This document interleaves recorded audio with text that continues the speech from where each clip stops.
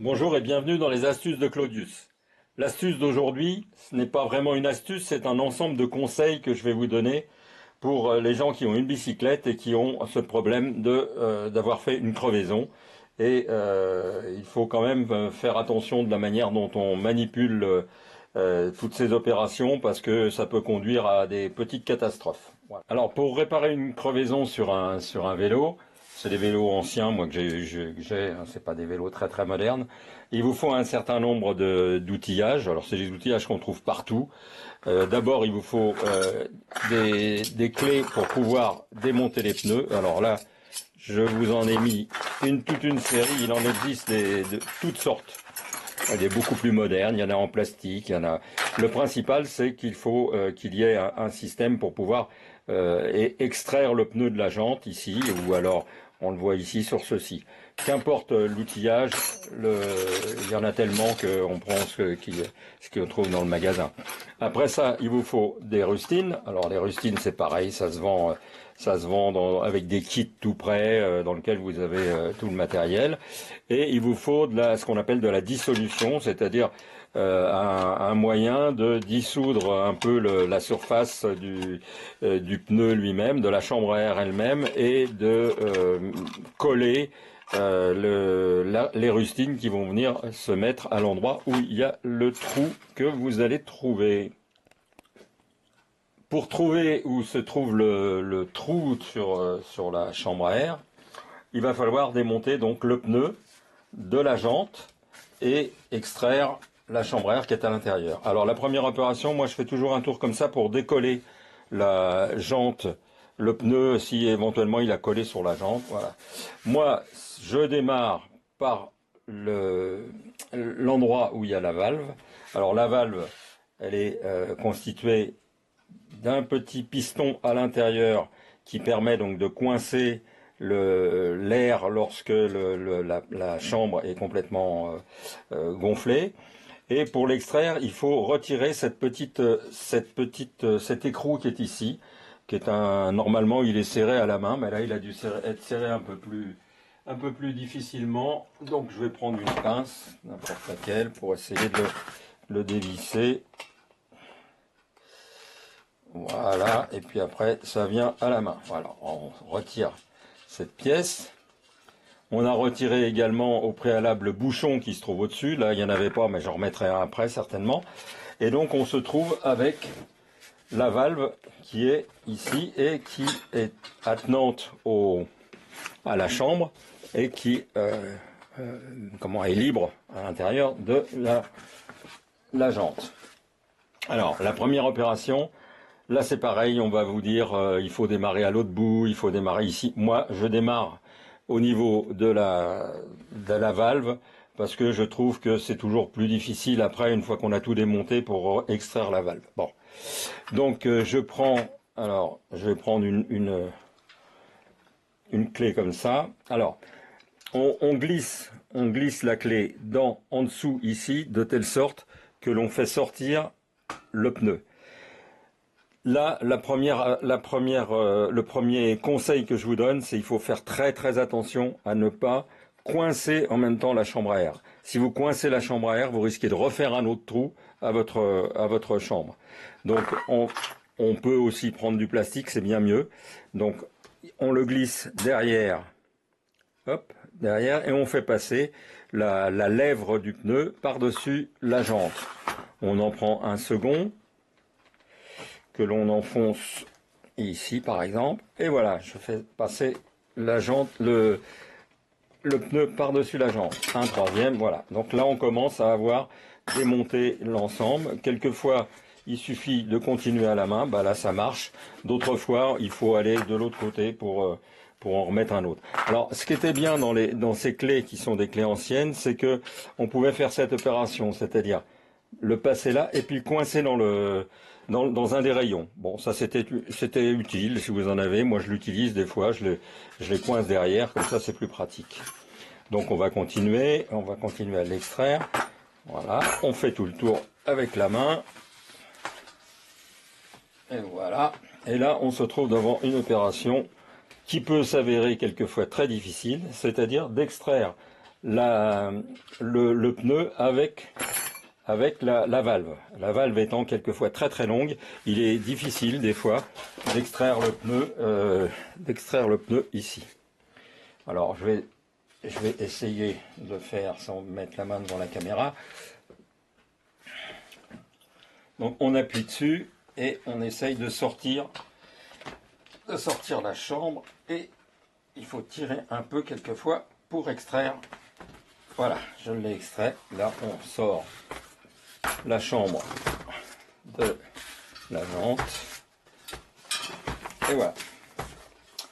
Première opération, moi je vérifie toujours en passant la main à l'intérieur pour voir s'il n'y a pas un clou qui dépasse, on ne sait jamais, ou un truc, une punaise ou quelque chose comme ça. Non, bon, c'est bon.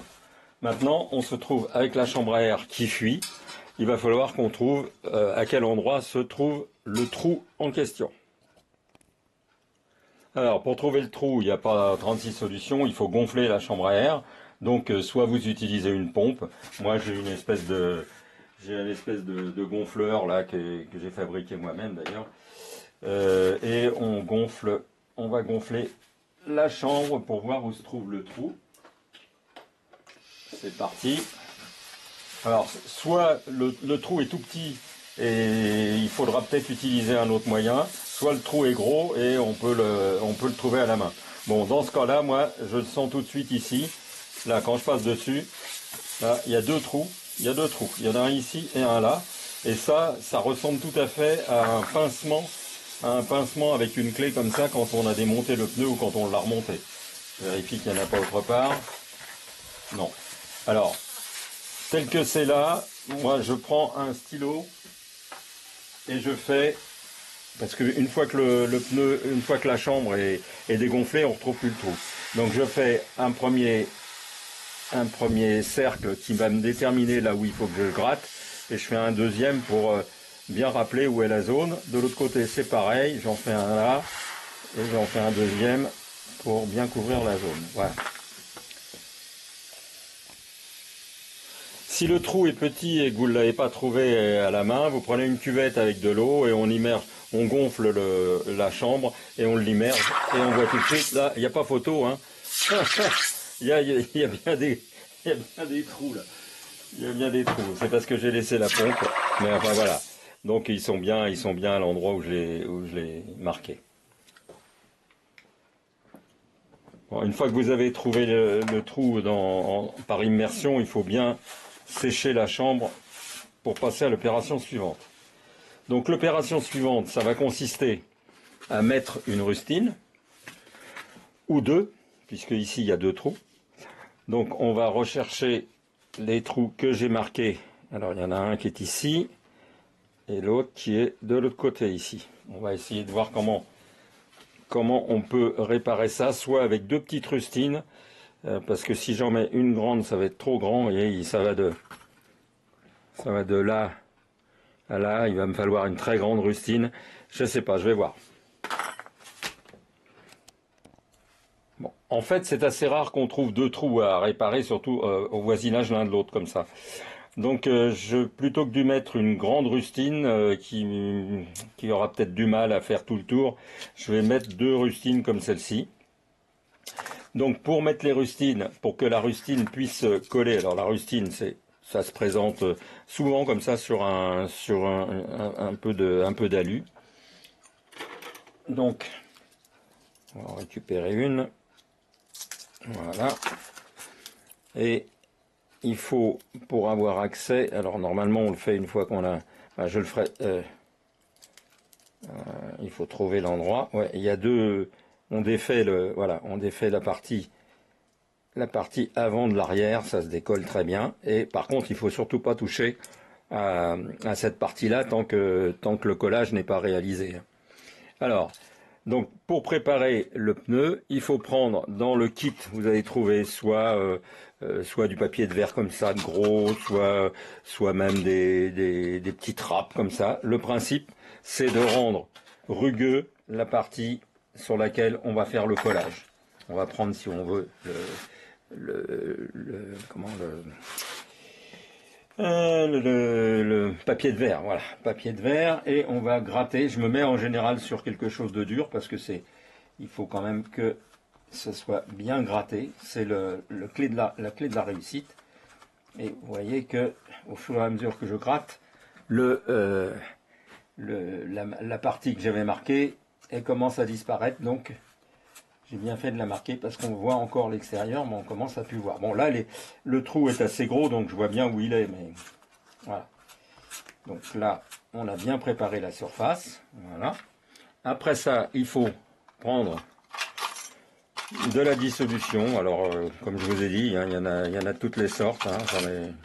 J'en ai une là qui s'appelle Velox. Ça doit pas être très jaune, ça, mais enfin bon, ça doit encore marcher, j'espère. Donc, on prend de la dissolution que l'on met. Je vois encore où est mon trou, il est là. Que l'on met tout autour de manière à couvrir la surface que la rustine couvrira elle-même. On ferme. On peut avec le doigt étaler tout ça pour que ça vienne jusqu'à l'endroit où la rustine pourra se reposer. Voilà, ok. Et là, il faut attendre. Il faut attendre que ça sèche un peu. Il faut attendre que il ne faudrait pas que ça prenne de la poussière. Voilà, comme ça. Il faut attendre donc que cette colle dissolution sèche pour avoir commencé à faire son œuvre, c'est-à-dire d'attaquer la surface du caoutchouc et de préparer au collage. Le principe, c'est d'essayer de voir, c'est quand ça commence à plus coller, là il colle encore un petit peu, donc il faut l'appliquer. Donc on retire complètement la protection arrière de cette rustine. Voilà. Essayez. Ça commence à bientôt plus coller. On va attendre encore un petit peu.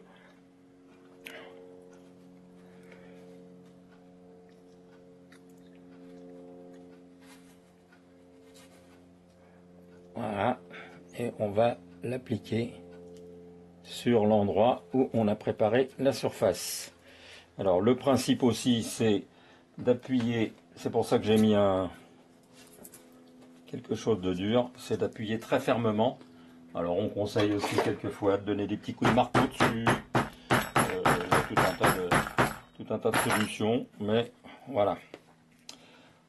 Donc mon premier trou a l'air d'être sauvé. Maintenant il va falloir passer au deuxième, ce qui est plus difficile parce qu'il y a toujours le premier en dessous. Donc on fait pareil, on gratte, je vois où il est sur le côté là.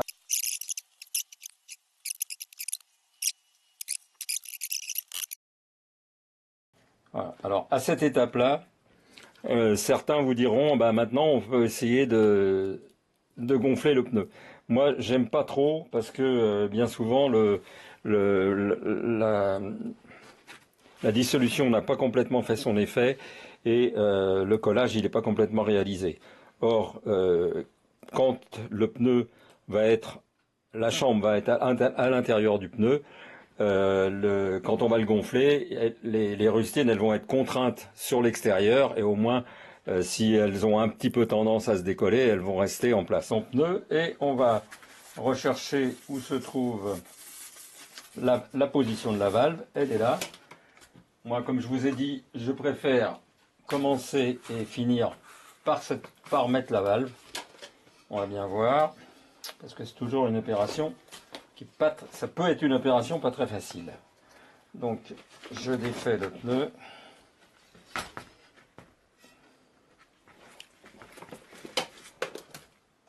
Où il est mon trou? Il est là.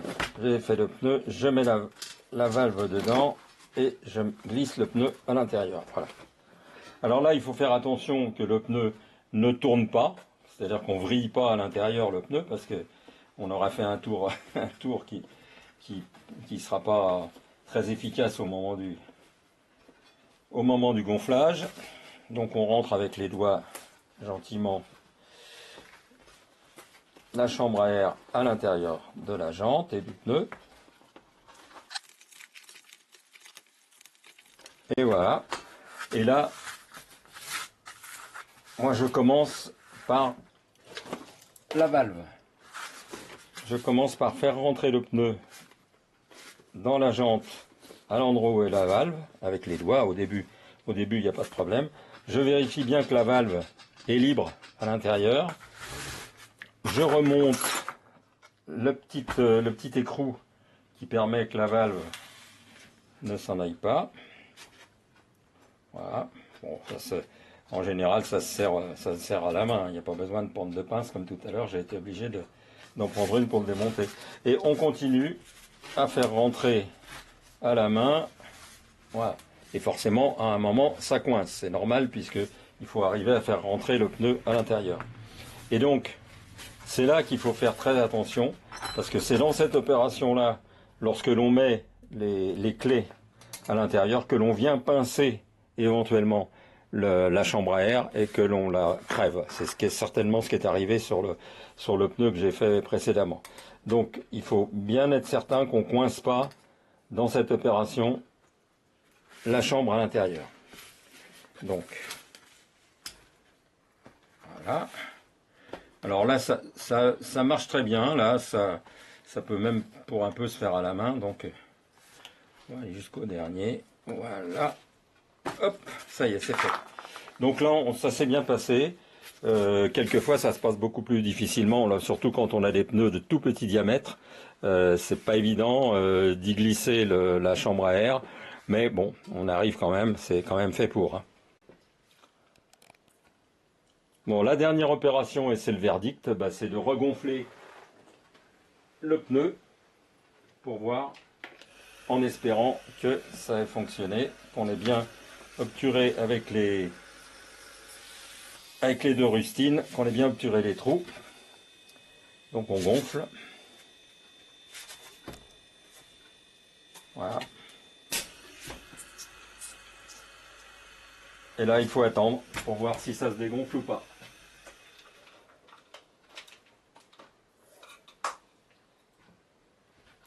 Bah, écoutez, pour l'instant, j'ai pas l'impression que ça se dégonfle. J'ai l'impression qu'on a réussi l'opération.